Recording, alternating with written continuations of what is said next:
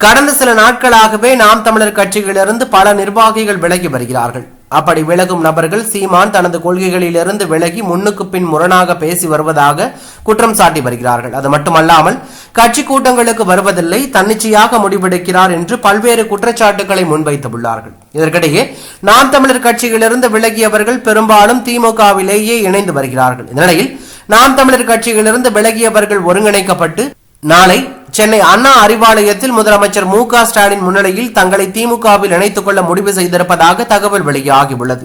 நாளை நடைபெறவுள்ள இந்த நிகழ்ச்சியில் நாம் தமிழர் கட்சியை சேர்ந்த 38 மாவட்ட நிர்வாகிகள் மற்றும் கடந்த 2021 சட்டமன்ற தேர்தலில் நாம் தமிழர் சார்பில் போட்டியிட்ட வேட்பாளர்கள் மற்றும் 2024 நாடாளுமன்ற தேர்தலில் போட்டியிட்ட வேட்பாளர்கள் என்று 3000 பேர் திமுகவில் இணைய உள்ளதாக தகவல் வெளியாகி பெரும் பரபரப்பையும் அதிர்ச்சியும் ஏற்படுத்தியுள்ளது.